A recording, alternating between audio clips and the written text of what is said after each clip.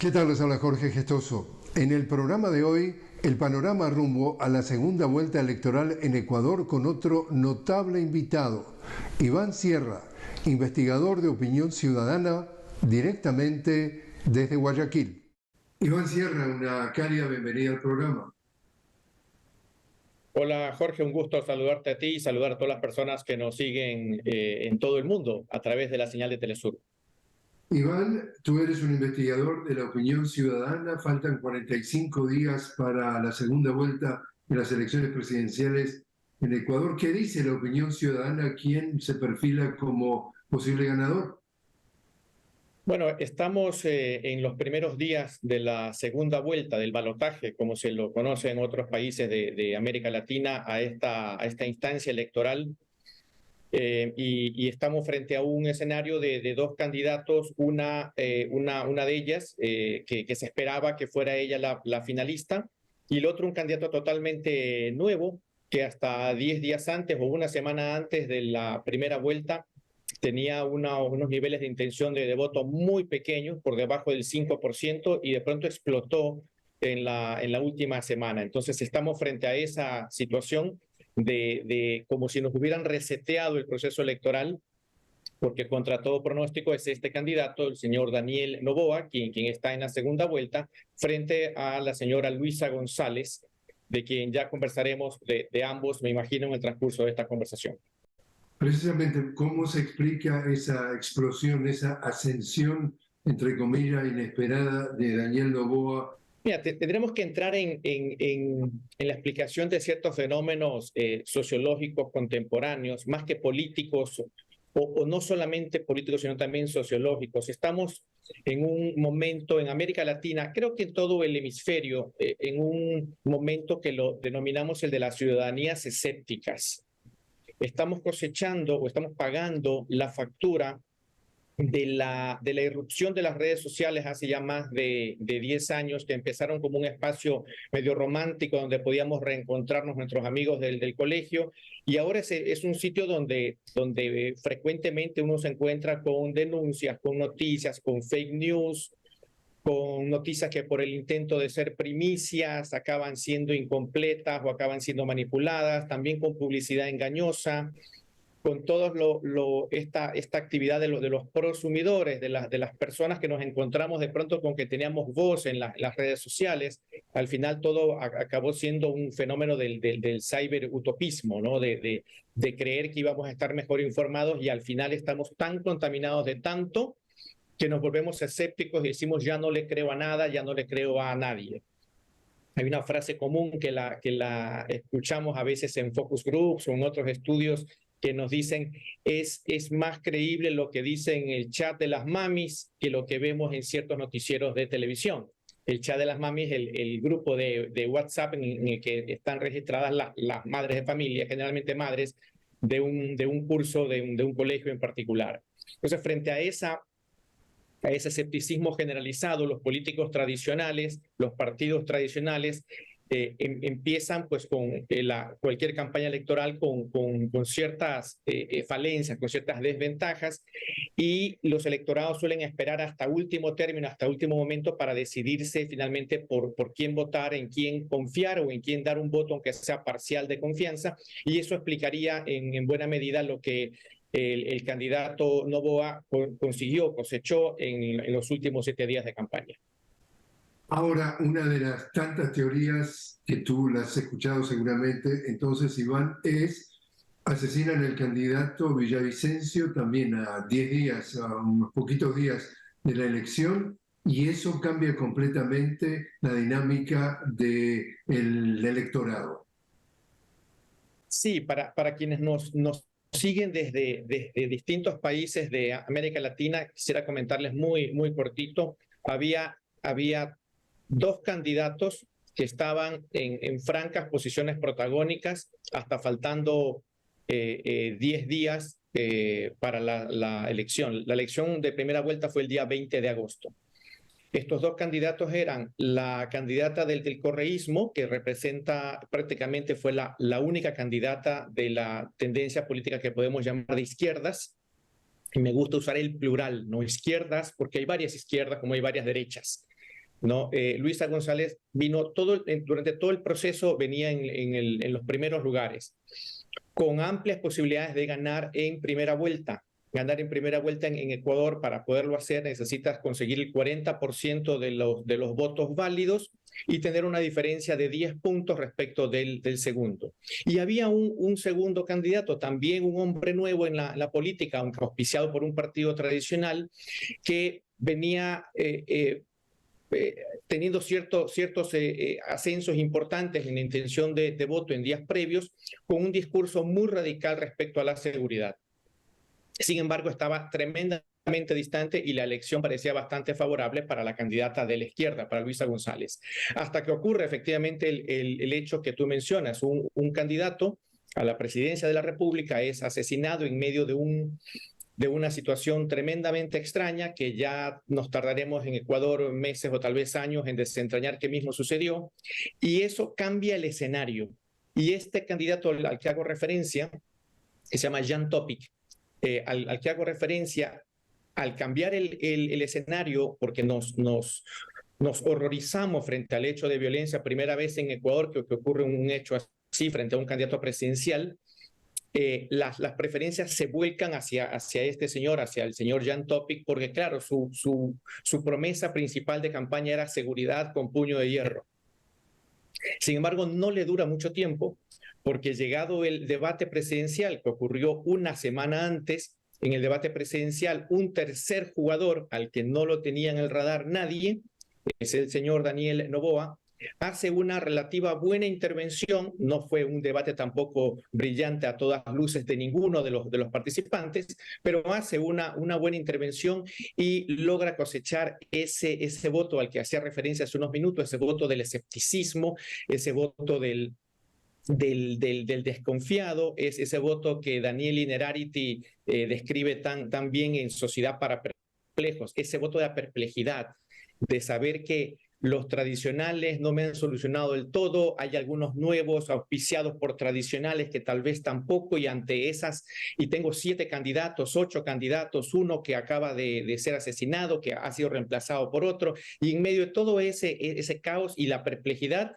acabamos eligiendo algo así como al más inofensivo, al que menos conozco, pero que podría ser que justamente por no conocerlo me esté perdiendo de algo bueno, y ahí vamos enriqueciendo con estas últimas ideas, vamos enriqueciendo un poco de la explicación, que seguramente nos tardaremos algún tiempo más en terminar de entender el fenómeno que termina llevando a Daniel Noboa a la segunda vuelta, una segunda vuelta en que ha iniciado de paso bastante equilibrada.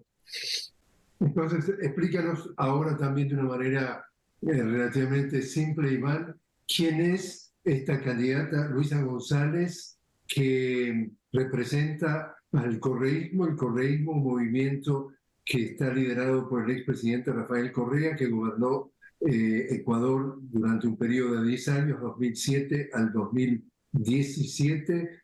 ¿Qué son sus antecedentes? ¿Cómo es que llega? Porque no necesariamente antes había participado como una candidata política. ¿Cómo son los grandes titulares de él?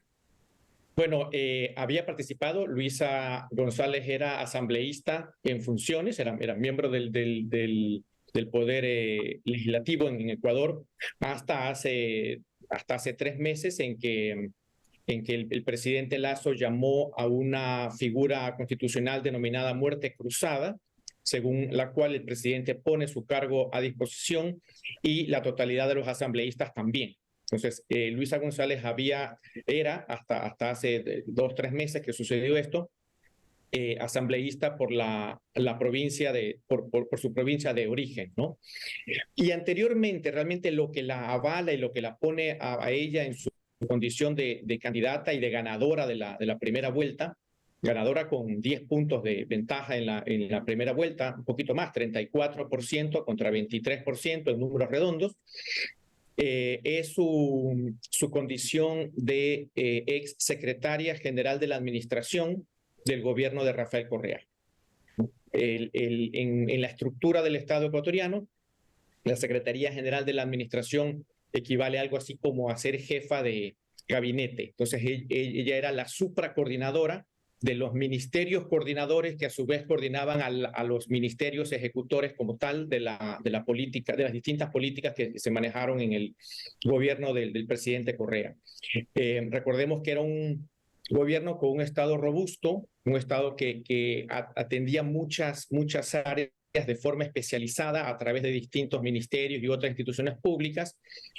Pongo énfasis en esto porque en los dos gobiernos posteriores se desmontó buena parte de esa estructura. Entonces no es lo mismo ser jefe de gabinete hoy que haberlo sido de un gobierno con con una actividad estatal bastante más robusta. Su trayectoria en ese sentido es lo que la catapulta dentro del partido para su postulación a la presidencia, y en buena medida es eso lo que la tiene en este momento en la segunda vuelta, habiendo ganado la primera, reitero, con 10 puntos de ventaja. En el caso estamos hablando de Daniel Noboa. ¿Quién es Daniel Noboa? Daniel Noboa, no hay cómo dejar de mencionar que es hijo de Álvaro Noboa. Álvaro Noboa es uno de los empresarios más prósperos del país, que a su vez es hijo de otro empresario que fue quien realmente hizo la gran fortuna en mediados y fines del siglo pasado. Su padre intentó ser presidente de la República en varias ocasiones. De hecho, tuvo un acercamiento hasta una segunda vuelta electoral, el año 2006, frente a Rafael Correa. Y él, Daniel Noboa, no ha ejercido ninguna función pública. En la última asamblea fue representante no por su provincia natal, sino por otra, porque la legislación ecuatoriana lo permite bajo ciertas condiciones. Entonces él también fue asambleísta, fue un asambleísta un poco discreto. Votó muchas veces a favor del gobierno de Guillermo Lasso. Es el heredero de una gran fortuna, es un empresario a quien no se lo conoce o no se lo conocía antes por grandes gestas empresariales, sino por haber estado un poco a la sombra del imperio y de la gestión empresarial, del imperio económico y de la gestión empresarial de su padre. Es muy joven, tiene menos de 40 años, tiene 35, 36, 37 años. Está corriendo en representación de una alianza de partidos de la centro derecha, y él mismo se ha manifestado un poco variopinto en cuanto a su posición.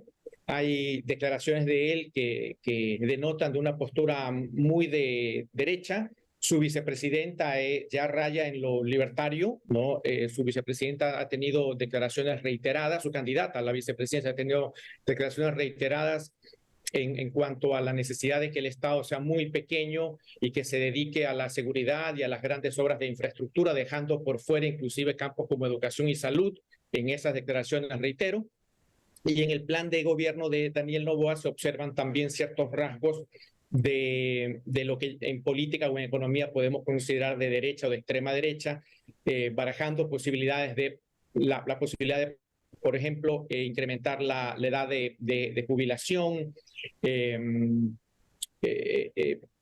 aperturismos amplios y casi indiscriminados en materia de comercio internacional, y otras acciones más que dejan en claro que no solamente se debe a un sector empresarial muy potente, muy fuerte, sino que además ideológicamente está en esa misma línea, que de paso es muy cercana, es muy parecida a la del actual presidente Guillermo Lasso, que está terminando su mandato con un nivel de aceptación popular que anda alrededor del 10%, hay quienes lo miden en 10, 12%, otros inclusive por debajo de 10 en un solo dígito, constituyéndose así en el presidente peor calificado desde la vuelta de Ecuador a la democracia que ocurrió el año 1979. Permito, Iván, hacer una pequeña pausa. Estamos hablando con Iván Sierra directamente desde Guayaquil sobre el panorama rumbo a la segunda vuelta de las elecciones presidenciales en Ecuador del 15 de octubre. Enseguida regresamos.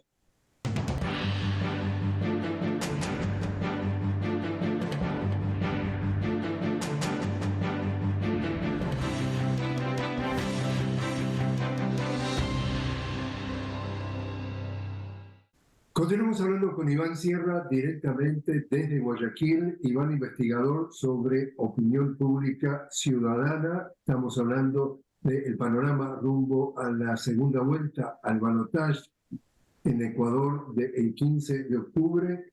Iván, la candidata más votada a la presidencia, estamos hablando de Luisa González, 33%, 34% de los votos obtuvo. Daniel Noboa, 33%. Quiere decir que...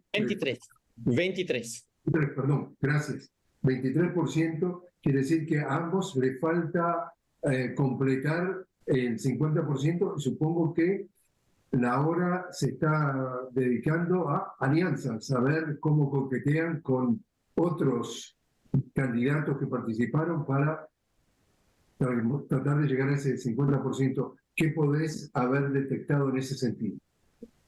Las alianzas sirven hasta cierto punto, ¿no? Los votos no se endosan, los liderazgos tienden a ser conforme transcurren estos años de ciudadanías escépticas, a lo que es algo de lo que conversábamos hace unos minutos. Los liderazgos tienden a ser bastante más débiles. Me refiero a que tuvimos 8 candidatos en la papeleta, tenemos ahora 2 en segunda vuelta. De los otros 6, podemos hablar que 5 son o se pertenecen dentro del espectro político a la centro derecha o a la derecha propiamente, y apenas 1 podría ser, ni siquiera lo afirmo con certeza, que pudiéramos situarlo hacia la centro izquierda. Sin embargo, nuestras ciudadanías están, sobre todo en estos tiempos, Ecuador enfrenta una crisis no solamente de inseguridad brutal, que está dada por la exacerbación de los delitos que se conoce como delincuencia común, pero también de la incursión del crimen organizado. Y tú diste una proporción hace unos minutos muy interesante. Al final del gobierno de Rafael Correa, 2017, teníamos 5 homicidios por cada 100.000 habitantes al año, que es la tasa con la que se suele establecer los niveles de seguridad o inseguridad de un país. Es la tasa más creíble. Hoy, el año pasado, cerramos arriba de 25, y al ritmo que va este año posiblemente cerremos arriba de 30 muertes violentas por cada 100.000 habitantes. Entonces, estamos en una escalada de violencia terrible, y estamos en una situación económica bastante estrecha, bastante incómoda. Ecuador recién el año pasado logró los mismos niveles de producción, estoy hablando del Producto Interno Bruto del año 2018, pero verás que han pasado 5 años, entonces la población es mucho mayor, y las políticas de redistribución de la riqueza han venido menguando desde el gobierno de Lenín Moreno, es decir, desde el año 2017, que la política en Ecuador, los gobiernos del Ecuador giran hacia la derecha, y tenemos ya 5 años de eso, 6 años de eso. Entonces, en esa situación, ante esa situación, en ese entorno nos encontramos en esta segunda vuelta. Entonces, más allá de los endosos de los líderes, muchos de ellos débiles, porque algunos candidatos han corrido con partidos prestados en esta primera vuelta, partidos a los que no se han pertenecido ellos en cuanto a militancia de muchos años. Frente a esos liderazgos débiles, reitero, lo que terminará primando es cuán bien conecta el candidato y la candidata con los votantes de aquellos partidos que se quedaron eliminados en la primera vuelta, antes que con sus líderes. Y ahora, para terminar, entonces, Iván, tú decías que se participó en esta primera vuelta en un tiempo récord, porque fue este llamado, como tú decías, ante elecciones anticipadas a través de este mecanismo de la Constitución de la muerte cruzada. Y tú dices, bueno, sí, ahora puede haber algo más de tiempo para esta segunda vuelta, por lo menos nos faltan unos 45 días. Pero si estamos hablando que esos 45 días podrían dar la oportunidad a que el ciudadano elector pueda escuchar las dos campanas de una manera ecuánime, idealmente, nos encontramos en un país en donde los medios de comunicación están totalmente al servicio de lo que es el 1%, es decir, la gran minoría, el empresariado, la banca, los grandes grupos transnacionales, es decir, acá estoy hablando del Universo, el Comercio, Teleamazonas, ese tipo de canales también, Ecuavisa, que en definitiva sistemáticamente durante los 10 años de gobierno del presidente Correa lo atacaron de una manera pero feroz. Esos ataques han continuado contra el correísmo, tanto es así que todo ese aparato del correísmo ha sido perseguido, no solamente Correa, el vicepresidente Jorge Glass, sino el equipo de Correa ha tenido que irse del país. Bueno, esos ataques siguen permanentemente a hoy, endosando todo lo que sea la derecha y descalificando todo lo que sea el progresismo o, entre comillas, la izquierda. De aquí al 15 de octubre vamos a escuchar de manera ecuánime a través de estos medios hegemónicos las dos campanas, o otra vez al público general, al ciudadano de a pie, otra vez lo van a intentar manipular para llevarlo a la continuación de más de lo mismo, que el más de lo mismo es, en definitiva, el neoliberalismo que trajo todos los indicadores económicos al suelo. Jorge, la mala prensa es lo peor de la sociedad ecuatoriana. En este momento en el que están tomados por el narcotráfico algunas instancias del Estado, en estos momentos en que tenemos un gobierno que ya lo mencioné con menos del 10% de popularidad, con los sistemas de salud y de educación destruidos, en esa situación con niveles de desempleo y de subempleo lacerantes, aún en esas condiciones que estoy describiendo, la dolorosa situación de mi país, por sobre todas aquellos daños, aquellos males y aquellas taras, está la mala prensa en Ecuador. La mala prensa es peor que todo lo que acabo de mencionar. Y sí, efectivamente va a ser una lucha desigual. Siempre lo ha sido desigual. Ecuador, salvo los 10 años del gobierno de Rafael Correa, tuvo hondas preferencias por los candidatos de la centro derecha. Hemos tenido varias elecciones con segunda vuelta de 2 candidatos de derecha.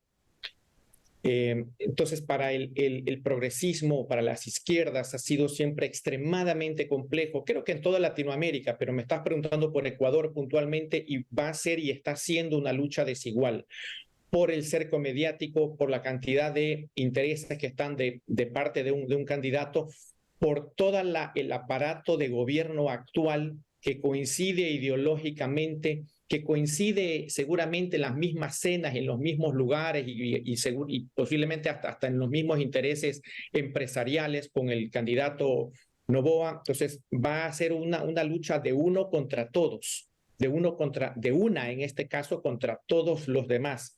Los dos candidatos... O de todos contra uno. Es decir, todos contra todos los anticorreístas contra Luisa González.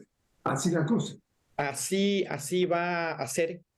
No hay ninguna expectativa de que pudiera ser de forma distinta. El candidato que quedó en tercer lugar ya manifestó abiertamente, él y sus seguidores, que no darán el apoyo en ningún caso a Luisa González, que es la candidata de la izquierda. El candidato que quedó en cuarto lugar, él y su partido ya afirmaron, lo declararon públicamente, oficialmente, que le dan su total apoyo al candidato de la derecha. Es decir, va a ser, en Ecuador decimos en cargamontón todos frente a la candidata Luisa González, que representa al correísmo, y que lo que tendrá ella ahora, el reto, el desafío, es poderse situar por encima de todo esto, poder comunicar de forma óptima el contraste, ¿no? Esta bifurcación del camino en la que nos encontramos, que nos lleva hacia más del lazo o hacia retomar lo mejor de lo que se hizo en tiempos de la Revolución Ciudadana y expresarlo en tiempos actuales y en tiempos futuros. También da la impresión que nuestras ciudadanías no quieren volver hacia el pasado. De hecho, el ser humano biológicamente solamente camina hacia adelante, ¿no? Nacemos, crecemos, maduramos, envejecemos, morimos. Entonces, no es a través de la nostalgia que podría ganar Luisa González, sino a través de la esperanza, de las promesas propuestas hacia el futuro y esperamos en estos próximos días que podamos ver las ciudadanías claramente el contraste de lo que se promete en el un caso, que resumiéndolo de una forma reduccionista muy sintética, es un poco más de lo que hemos venido teniendo en estos últimos años, Estado pequeño, intereses minúsculos o una posición frente a un Estado robusto enfocado hacia el servicio y que nos permita repensar, como dice el maestro García Canclini, repensar el espacio público como ese lugar donde nos encontramos todos sin hacernos daño entre nosotros. Iván Sierra, muchísimas gracias por haber estado con nosotros. Gracias, Jorge. Saludos a todos y todas.